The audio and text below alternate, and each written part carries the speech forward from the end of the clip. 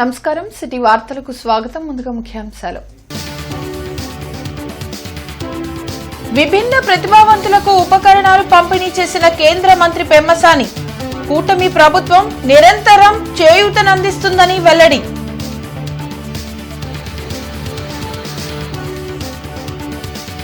జిల్లాలో స్వర్ణాంధ్ర స్వచ్ఛాంధ్ర కార్యక్రమాలు. Plastic free కోసం ప్రతి ఒక్కరూ బాధ్యతగా వ్యవహరించాలన్న ఉన్నతాధికారులు.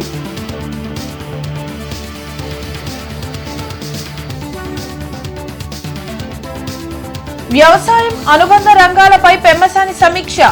గ్రామాల వారీగా పంట ప్రణాళిక అవసరమని సూచన.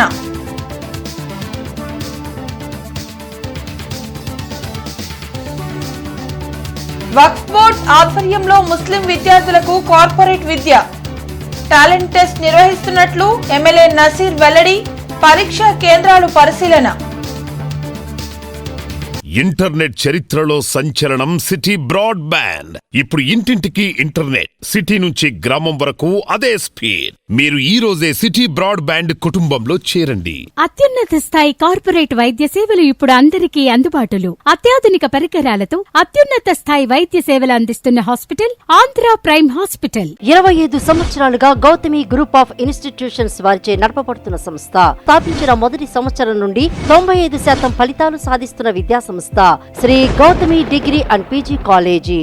వికలాంగులకు అన్ని విధాలా చేయూత అందించేందుకు కూటమి ప్రభుత్వం నిరంతరం కృషి చేస్తుందని కేంద్ర సహాయ మంత్రి పెమ్మసాని చంద్రశేఖర్ వెల్లడించారు. టీజీపీఎస్ కళాశాలలో ఐసీఎల్ ఆలింకో ఆధ్వర్యంలో 290 మంది వికలాంగులకు ఉపకరణాల పంపిణీ కార్యక్రమం జరిగింది. ఈ కార్యక్రమానికి కేంద్ర సహాయ మంత్రి పెమ్మసాని చంద్రశేఖర్ ముఖ్య అతిథిగా హాజరయ్యారు. ఈ సందర్భంగా మంత్రి పెమ్మసాని మాట్లాడుతూ సమాజంలో తమ అంగవైకల్యాన్ని లెక్క చేయకుండా ధైర్యంగా మనుగడ సాగిస్తున్న విభిన్న ప్రతిభావంతులను అభినందిస్తున్నామన్నారు. గత సంవత్సరం 18 లక్షల వ్యయంతో కొందరికి పరికరాలు అందించామన్నారు. ఈ రోజు సుమారు 82 లక్షల వ్యయంతో వికలాంగులకు ఉపకరణాలు అందిస్తున్నామన్నారు. ఈ సందర్భంగా ఐఓసీఎల్ ఆలింకో ప్రతినిధులను మంత్రి పెమ్మసాని చంద్రశేఖర్ అభినందించారు. ఈ కార్యక్రమంలో ఎమ్మెల్యే నసీర్ అహ్మద్, ఎమ్మెల్సీ ఆలపాటి రాజేంద్ర ప్రసాద్, జిల్లా అధ్యక్షులు పిల్లి మాణిక్యారావు, గోనుగుంట్ల కోటేశ్వరరావు, విభిన్న ప్రతిభావంతుల chairman Narayanaswamy, joint collector Astav Srivastava, Gade Venkateswararao, Talla Venkatesh Yadav తదితరులు పాల్గొన్నారు. పోయిన సంవత్సరం 18 లక్షల రూపాయలు పెట్టి మనం దాదాపుగా ఒక 1000 మందికి కొన్ని ఇచ్చాం. ఈ రోజున 512 యూనిట్లు, దాదాపు 82 లక్షలు పెట్టి బ్యాటరీ కార్స్ ఇవన్నీ ఎక్స్పెన్సివ్ కూడా ఈరోజు ఇస్తా ఉన్నారు. అంటే దాదాపు ₹1 కోటి ఒక పార్లమెంటు నియోజకవర్గంలో దాదాపు 1200 మందికి మంచి జరిగే విధంగా ఈ కార్యక్రమం చేస్తూ ఉన్నాం.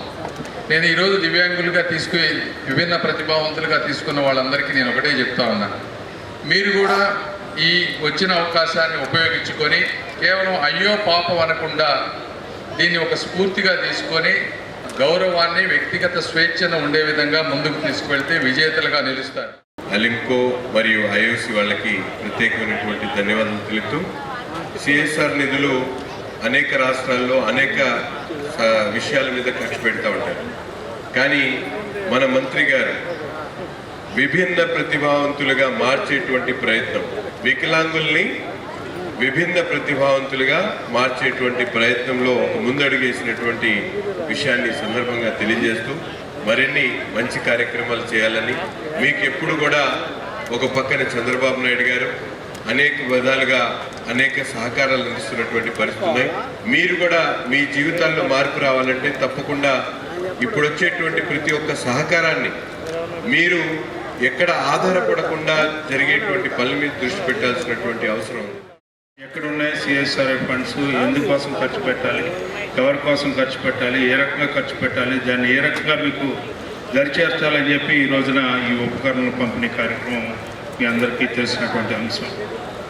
గతం నుంచి కూడా ఎప్పుడైతే చంద్రబాబు నాయుడు గారు 1995లో వికలాంగులకి ఆ యొక్క తెలుగుదేశం పార్టీ ప్రభుత్వంలో పెన్షన్ కార్యక్రమం అయిందో, పెన్షన్తో పాటు మీకు కావాల్సినటువంటి దైనందిక కార్యక్రమాల్లో మీ జీవన విధానానికి ఎలాంటి లోటు లేకుండా భగవంతుడు దురదృష్టవశాత్తున మీకు అంగవైకల్యం కల్పించినా కూడా ఈ రోజున ప్రభుత్వం తరఫున, మానవతా దృక్పథం తరఫున మీకు అంగవైకల్యం లేదు అనే భావం తీసుకొచ్చేలాగా వక్ఫ్ బోర్డు ఆధ్వర్యంలో రాష్ట్ర వ్యాప్తంగా 250 మంది ముస్లిం విద్యార్థులకు కార్పొరేట్ విద్యను అందించే కార్యక్రమం చేపట్టామని ఎమ్మెల్యే నసీర్ అహ్మద్ వెల్లడించారు. రాష్ట్ర వక్ఫ్ బోర్డు ఆధ్వర్యంలో తాలిం-ఏ-హునర్ పథకం ద్వారా 10వ తరగతిలో 450 మార్కులు సాధించిన ముస్లిం విద్యార్థులకు కార్పొరేట్ కాలేజీల్లో ఇంటర్మీడియట్ విద్యను ఉచితంగా అందించే కార్యక్రమం చేపట్టామని ఎమ్మెల్యే నసీర్ అహ్మద్ తెలిపారు. దీనిలో భాగంగా 1400 మంది విద్యార్థులు గుంటూరులోని 7 పరీక్షా కేంద్రాల్లో రేపు టాలెంట్ టెస్ట్ రాయనున్నారని తెలిపారు. కూటమి ప్రభుత్వం మైనార్టీల అభివృద్ధికి కట్టుబడి ఉందన్నారు. ఈ సందర్భంగా పరీక్షా కేంద్రాలను విద్యాశాఖ అధికారులతో కలిసి ఎమ్మెల్యే నసీర్ అహ్మద్ పరిశీలించారు. ఈ కార్యక్రమంలో ఎంఈఓ కుర్దూస్, వక్ఫ్ బోర్డు సభ్యులు పాల్గొన్నారు. ఈ తాలీం-ఏ-హునర్ ద్వారా ఎవరైతే ఈ టాలెంట్ టెస్ట్లో పార్టిసిపేట్ చేసి సక్సెస్ అవుతారో అటువంటి వాళ్ళందరికీ కూడా ఐఐటి, అలాగే జేఈఈ, అలాగే ఎంసెట్, అలా మిగతా కాంపిటేటివ్ ఎగ్జామ్స్ని ప్రిపేర్ అయ్యేటువంటి విధంగా కార్పొరేట్ కాలేజీల్లో వాళ్ళందరికీ కూడా విద్యా అవకాశాలు కల్పించారు. ఉచిత బోర్డింగ్తో పాటు, బుక్స్తో పాటు, ట్యూషన్, అలాగే కాలేజ్ అకామిడేషన్తో పాటు స్టడీస్ని కూడా పూర్తిగా ఉచితంగా ఇప్పించాలనేటువంటి ఆలోచనతో తాలీం-ఏ-హునర్ పేరుతో వక్ఫ్ బోర్డు, స్టేట్ వక్ఫ్ బోర్డు ఈ కార్యక్రమాన్ని తీసుకోవడం జరిగింది. ముఖ్యంగా రాష్ట్ర వ్యాప్తంగా ఉన్నటువంటి ముస్లింలు దీని మీద ప్రత్యేకమైనటువంటి శ్రద్ధ చూపిస్తూ ఉన్నారు. ఆల్మోస్ట్ 17,000 మంది స్టూడెంట్స్ రేపు జరగబోయేటువంటి ఈ టాలెంట్ ఎగ్జామ్లో పార్టిసిపేట్ అవుతున్నారు. ముఖ్యంగా గుంటూరు జిల్లాకు సంబంధించి గుంటూరుతో పాటు పక్కనున్నటువంటి ప్రకాశం జిల్లాకు కలిపి దాదాపు 1450 మంది పిల్లలు రేపు ఈ ఎగ్జామ్ని గుంటూరు సిటీలో రాస్తా ఉన్నారు. దుగ్గిరాలలో నిర్వహించిన స్వర్ణాంధ్ర స్వచ్ఛాంధ్ర కార్యక్రమంలో జిల్లా కలెక్టర్ సాయికాంత్ వర్మ పాల్గొన్నారు. కార్యక్రమంలో భాగంగా ఏర్పాటు చేసిన పర్యావరణ హిత వస్తువుల ప్రదర్శనను కలెక్టర్ సాయికాంత్ వర్మ తిలకించారు. వర్మీ కంపోస్ట్ తయారీ విధానాన్ని పరిశీలించారు. ఇంటింటి చెత్త సేకరణ విధానాన్ని ఆయన స్వయంగా పరిశీలించారు. ఈ సందర్భంగా కలెక్టర్ మాట్లాడుతూ దుగ్గిరాల ప్రకృతి అందాలకు నిలయంగా ఉందన్నారు. నీటి వసతులు, పచ్చదనం ఉన్నాయని దీన్ని కాపాడుకోవాలని పిలుపునిచ్చారు. ఒకసారి వినియోగించే ప్లాస్టిక్ నివారణ పట్ల దృష్టి సారించాలని సూచించారు. చెత్తతో ఆర్థికాభివృద్ధి దిశగా అడుగులు పడాలని అన్నారు. స్వయం సహాయక సంఘాల సభ్యులు, యువత, వ్యాపారవేత్తలు గ్రీన్ ఎంటర్ప్రీనియర్లుగా ఎదుగుటకు ప్రోత్సహించాలని చెప్పారు. Recycling, repair and reuse, compositing, upcycling ఆధారిత వ్యాపారాలపై దృష్టి పెట్టాలని తెలిపారు. ఇంటి వద్దనే పొడి వ్యర్థాలను వేరు చేయడం అవసరమని, స్వచ్ఛరథం ద్వారా సేకరణ చేయాలని, దీని పట్ల ప్రజల్లో పెద్ద ఎత్తున అవగాహన కల్పించాలని సూచించారు. దుగ్గిరాల పంచాయతీకి సంబంధించి అనేక డెవలప్మెంటల్ యాక్టివిటీస్ కావచ్చు, వాటిలో పూర్తిగా సహాయ సహకారాలు అందిస్తున్న మన కాంటినెంటల్ జోనల్ మేనేజర్ గారు బలరాం గారు, అండ్ అలానే హెచ్పి గ్యాస్ డిస్ట్రిబ్యూటర్ వాసు గారు, వాళ్ళు చెప్పిన మాటలు వింటే నిజంగా చాలా ఇన్స్పైరింగ్గా ఉందండి. అంటే ఈ మండలానికి రావడం ఇదే మొదటిసారి. నేను వచ్చినప్పుడు ఇక్కడ ఉన్న వాతావరణం కానీ, ఇక్కడ ఉన్న చెట్లు, పచ్చదనం అండ్ మంచి ఇక్కడ కాలువలు, వాటిలో పారే నీరు, ఇవి చూస్తుంటే నిజంగా మనసుకి ఎంతో ఉల్లాసంగా ఉంది. నిజంగా చాలా చాలా సంతోషంగా అనిపించింది ఇక్కడికి రావడం. మాది రాయలసీమ అండి. సో రాయలసీమలో నీళ్లు ఈ విధంగా చూడాలంటే అదంతా సులభం కాదు. అలాంటిది ఇక్కడ ఇంత మంచి పచ్చదనం ఇక్కడ ఉంది. స్వర్ణాంధ్ర స్వచ్ఛాంధ్ర కార్యక్రమంలో భాగంగా రాష్ట్ర ప్రభుత్వం ప్లాస్టిక్ ఫ్రీ రాష్ట్రం థీమ్ మేరకు మున్సిపల్ కార్పొరేషన్ ఆధ్వర్యంలో జీఎంసీ ప్రధాన కార్యాలయం నుండి పట్నం బజార్ వరకు అవగాహన ర్యాలీ, ప్లాస్టిక్ ఫ్రీ సిటీ ప్రతిజ్ఞ నిర్వహించారు. ఈ సందర్భంగా కమిషనర్ మాట్లాడుతూ ప్రజలు, వ్యాపారస్తులు, స్వచ్ఛంద సంస్థలు సమిష్టిగా సహకరిస్తేనే ప్లాస్టిక్ రహిత నగర లక్ష్యం సాధ్యమవుతుందన్నారు. ప్లాస్టిక్ వ్యర్థాలు పర్యావరణానికి మాత్రమే కాకుండా ప్రజల ఆరోగ్యానికి కూడా తీవ్ర హానికరమని అన్నారు. ప్లాస్టిక్ పూర్తిగా డీకంపోజ్ కావడానికి 100 సంవత్సరాలు పడుతుందని, దానివల్ల నేల, నీరు, గాలి కాలుష్యం పెరుగుతుందన్నారు. ముఖ్యంగా రోడ్లు, కాలువలు, డ్రైనేజీల్లో ప్లాస్టిక్ వ్యర్థాలు పేరుకుపోవడం వల్ల పారిశుద్ధ సమస్యలు ఉత్పన్నమవుతాయని పేర్కొన్నారు. ప్రజలకు సులభంగా గుడ్డ సంచులు అందుబాటులో ఉండేలా జీఎంసీ ఆధ్వర్యంలో క్లాత్ వెండింగ్ మిషన్లను త్వరలో అందుబాటులోకి తీసుకువస్తామని తెలిపారు. ప్లాస్టిక్ కవర్లకు బదులుగా గుడ్డ సంచులు, కాగితం సంచులు, పునర్వినియోగ వస్తువులను వినియోగించాలని ప్రజలకు విజ్ఞప్తి చేశారు. గుంటూరు నగరాన్ని పరిశుభ్రంగా, ఆరోగ్యవంతంగా, పర్యావరణ హితంగా మార్చేందుకు ప్రతి పౌరుడు బాధ్యతగా వ్యవహరించాలని సూచించారు. గ్రామాల వారీగా పంట ప్రణాళిక అవసరమని కేంద్ర సహాయ మంత్రి పెమ్మసాని చంద్రశేఖర్ అన్నారు. వ్యవసాయం, వ్యవసాయ అనుబంధ రంగాలపై కలెక్టర్ కార్యాలయంలో ఏర్పాటు చేసిన సమావేశంలో మంత్రి పాల్గొన్నారు. ఈ సందర్భంగా మంత్రి పెమ్మసాని మాట్లాడుతూ మండలాల వారీగా గ్రామాల్లో పంటల విధానం, ఆచరణీయ విధానం పక్కాగా ఉండే విధంగా ప్రణాళికలు రూపొందించాలని ఆదేశించారు.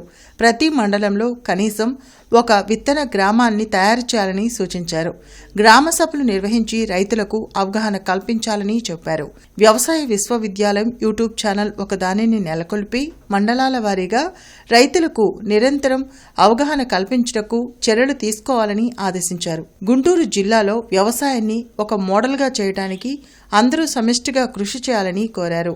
రైతులు క్రమక్రమంగా పంటల మార్పిడికి చర్యలు చేపట్టడం ఉత్తమమని కలెక్టర్ సాయికాంత్ వర్మ తెలిపారు. ఈ కార్యక్రమంలో ఎమ్మెల్సీ ఆలపాటి రాజేంద్ర ప్రసాద్, ఎమ్మెల్యే తెనాలి శ్రావణ్ కుమార్, విశ్వవిద్యాలయం incharge vice chancellor doctor PV Satyanarayana, joint director M Padmavathi, DRO Khajavali, Ravindrababu తదితరులు పాల్గొన్నారు. Important additional cropping, third cropping చేయాలంటే ఏం చేయాలంటే రేపు పోలవరం అయిపోయి నెక్స్ట్ ఇయర్కి ఎక్స్ట్రా వాటర్ వస్తుంది అంటున్నారు, ఇంకో 50 TMC వచ్చినప్పుడు థర్డ్ క్రాప్ కూడా వచ్చే అవకాశం ఉంది. వీటితో కాకుండా ఉన్న క్రాప్స్లోనే ఇంటర్ క్రాపింగ్ చేసి మల్టిపుల్ క్రాప్స్ చేస్తే ఏ విధంగా చేయాలి, ఇట్లా రకరకాల ఇష్యూస్. అదేవిధంగా ఇంకోటి ఈల్డ్ పెరగాలంటే గ్రీన్ మెన్యూర్ సీడ్స్, అదేవిధంగా PMDS సీడ్ అంటే నవధాన్యాలు అంటారంట.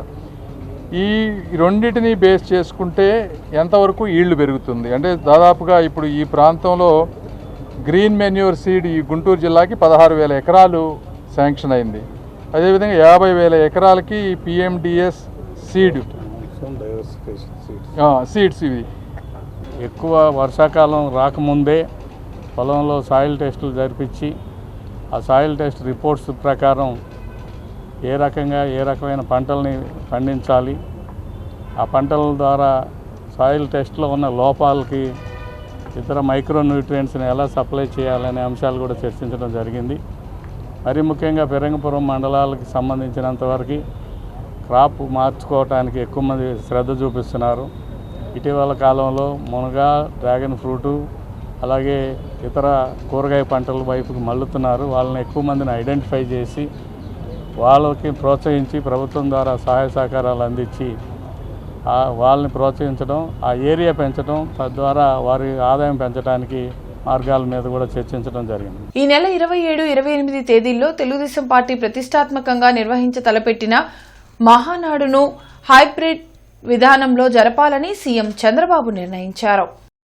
ప్రధాని మోడీ పిలుపు మేరకు పొదుపు సూత్రాలను పాటించాలనే ఉద్దేశంతో ఈ డెసిషన్ తీసుకున్నారు. పార్టీ శ్రేణులను నిరుత్సాహపరిచే నిర్ణయం అయినా పాటించక తప్పదని జిల్లా టీడీపీ అధ్యక్షులు పిల్లి మాణిక్యరావు తెలిపారు.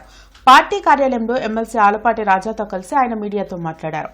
ఈ సంక్షోభ సమయంలో, ఇలాంటి క్రైసిస్ పీరియడ్లో ఇలాంటి పండుగ వాతావరణం చేసుకోవటం కరెక్ట్ కాదు. మనమే ఆదర్శంగా ఉండాలని ఒక నిర్ణయం తీసుకొని తెలుగు ప్రజలందరూ కూడా నిరుత్సాహపడినా పర్వాలేదనే పద్ధతిలో మహానాడు కార్యక్రమాన్ని కేవలం అక్కడ జరపడం ఫిజికల్గా కాకుండా వర్చువల్గా జరుపుదాం, అనేక పద్ధతుల్లో ఖర్చులు తగ్గిద్దాం, దేశం తీసుకున్నటువంటి నిర్ణయాన్ని గౌరవిద్దామనే పద్ధతిలో మరి మహానాడు నెల్లూరులో కాకుండా జిల్లా రాష్ట్ర కార్యాలయంలోని కేంద్ర కార్యాలయంలోని జరపాలని తీసుకున్నటువంటి నిర్ణయం మాకు కొంత నిరుత్సాహాన్ని కల్పించినా కూడా అది అమలు చేయడం కోసం మేము ముందుకెళ్తా ఉన్నామని ఈ సందర్భంగా తెలియజేస్తూ commissioner Mayur Ashok Srinagar, Sharada colony, Sanjeevaiah Nagar, Sugali colony, Sivanagaraju colony తదితర ప్రాంతాల్లో విస్తృతంగా పర్యటించారు. ఈ సందర్భంగా కమిషనర్ మయూర్ అశోక్ మాట్లాడుతూ నగరంలోని ప్రతి వార్డు సచివాలయం పరిధిలో త్రాగునీటి పైప్ లైన్లకు ప్రత్యేక ఆడిట్ నిర్వహించాలని తెలిపారు. పైప్ లైన్లు, డ్రైనేజీ లైన్లకు సమీపంలో ఉన్న ప్రాంతాలను గుర్తించి వెంటనే సాంకేతికంగా పరిశీలించాలని సూచించారు. సుగాలి కాలనీలో డ్రైన్లో త్రాగునీటి పైప్ లైన్ ఉండడాన్ని గుర్తించి ప్రజారోగ్యానికి ముప్పు కలిగించే విధంగా నిర్లక్ష్యం జరిగినందుకు సంబంధిత ఎమ్యూనిటీ కార్యదర్శికి షోకాజ్ నోటీసులు జారీ చేయాలని ఎస్సీని ఆదేశించారు. భవిష్యత్తులో ఇటువంటి ఘటనలు పునరావృతం కాకుండా ప్రత్యేక పర్యవేక్షణ చేపట్టాలని సూచించారు. శారదా కాలనీలోని రిజర్వాయర్ను పరిశీలించిన కమిషనర్ రిజర్వాయర్ పరిసరాల్లో ఉన్న అనవసర వస్తువులను తొలగించి పరిశుభ్రత పాటించాలని ఆదేశించారు. క్లోరిన్ పరీక్షలను క్రమం తప్పకుండా నిర్వహించి వాటి వివరాలను రిజిస్టర్లో నమోదు చేయాలని చెప్పారు.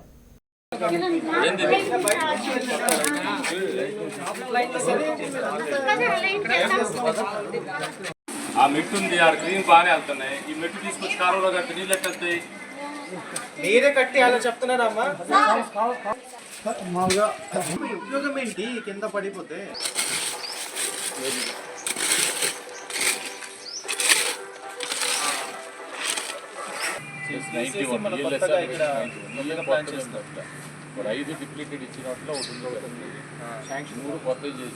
విలువలతో కూడిన విద్యను శారదా స్కూల్ అందించడం హర్షణీయమని మాజీ ఎమ్మెల్సీ లక్ష్మణ్ రావు అన్నారు. నగరాలలోని శారదా స్కూల్లో నిర్వహించిన కార్యక్రమంలో మాజీ ఎమ్మెల్సీ లక్ష్మణ్ రావు పాల్గొన్నారు.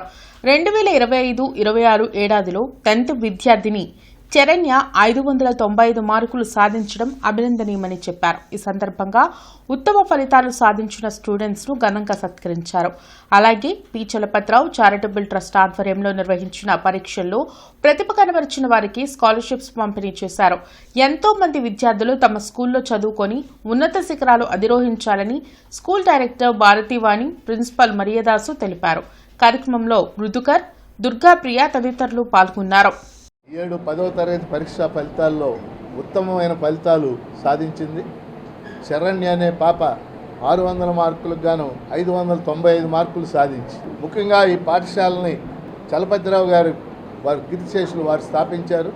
ఇప్పుడు డైరెక్టర్ భారతీవాణి గారు, సిబ్బంది, అలాగే టీచర్ల సహకారంతో కొన్ని విలువలతో, కొన్ని ఆశయాలతో ఈ పాఠశాల నడుపుతున్నారు.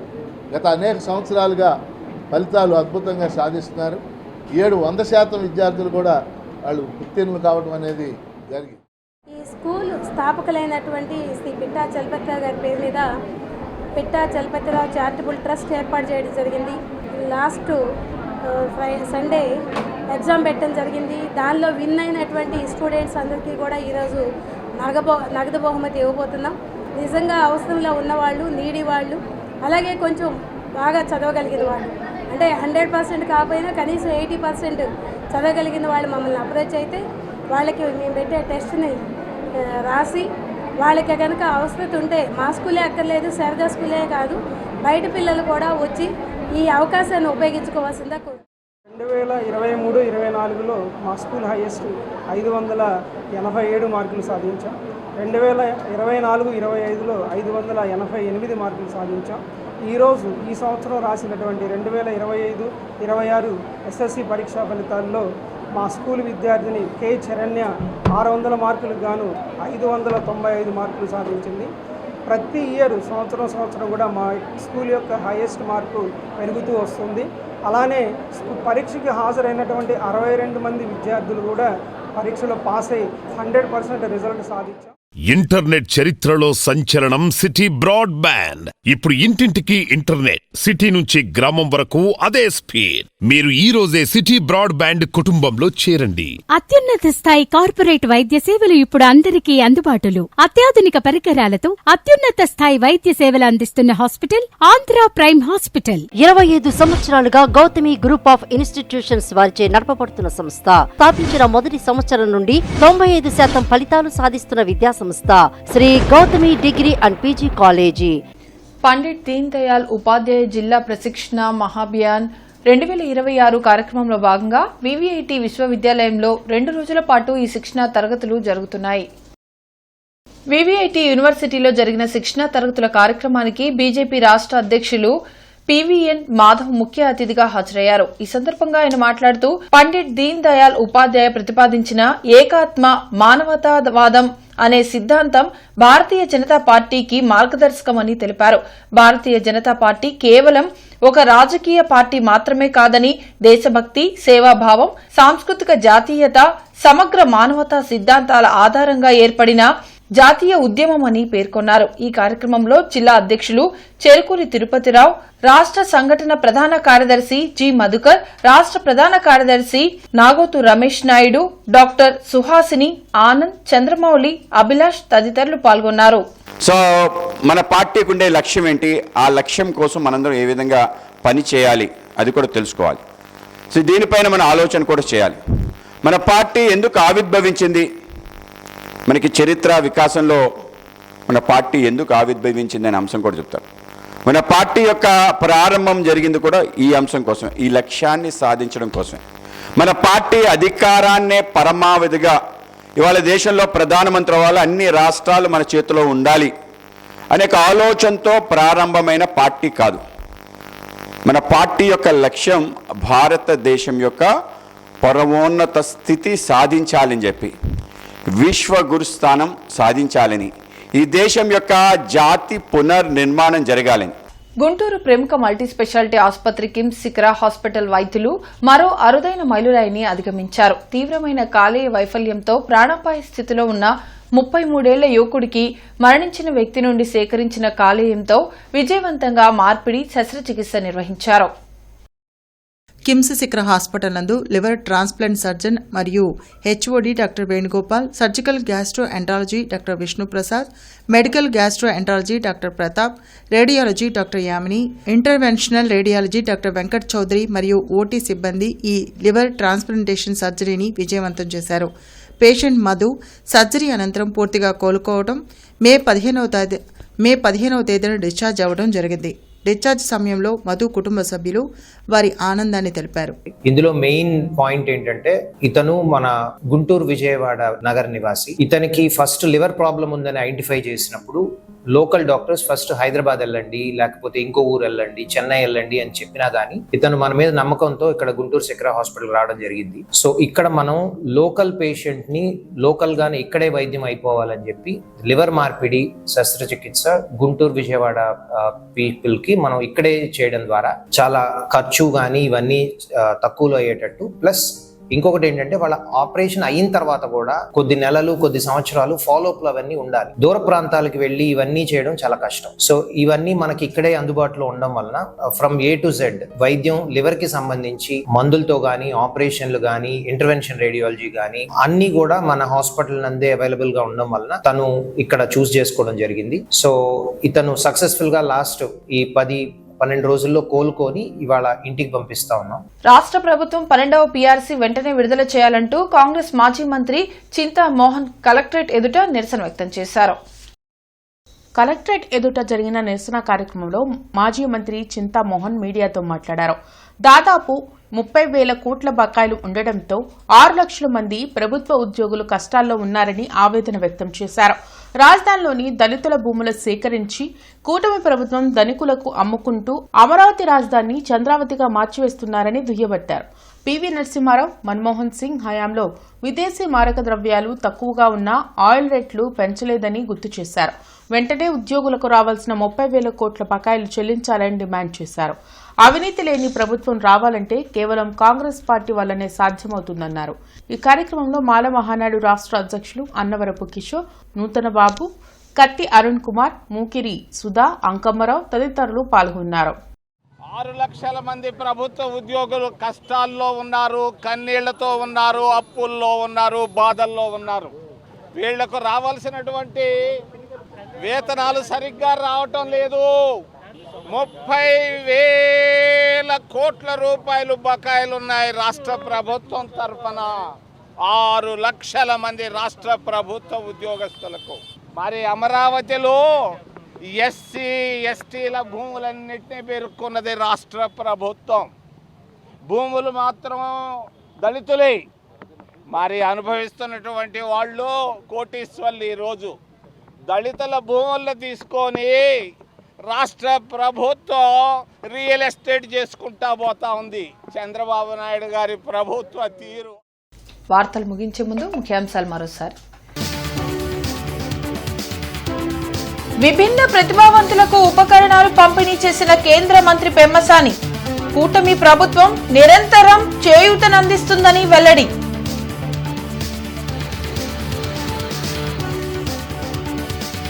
జిల్లాలో స్వర్ణాంధ్ర స్వచ్ఛాంధ్ర కార్యక్రమాలు. ప్లాస్టిక్ ఫ్రీ కోసం ప్రతి ఒక్కరూ బాధ్యతగా వ్యవహరించాలన్న ఉన్నతాధికారులు.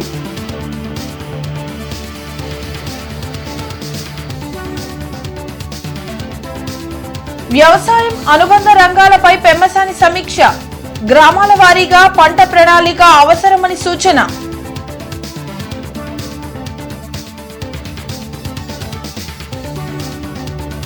వక్ఫ్ బోర్డ్ ఆధ్వర్యంలో ముస్లిం విద్యార్థులకు కార్పొరేట్ విద్య. టాలెంట్ టెస్ట్ నిర్వహిస్తున్నట్లు ఎమ్మెల్యే నసీర్ వెల్లడి. పరీక్షా కేంద్రాలు పరిశీలన. ఇవి ఇప్పటివరకున్న అప్డేట్స్. మరిన్ని అప్డేట్స్ తో మళ్ళీ కలుద్దాం. అంతవరకు సెలవు. నమస్కారం.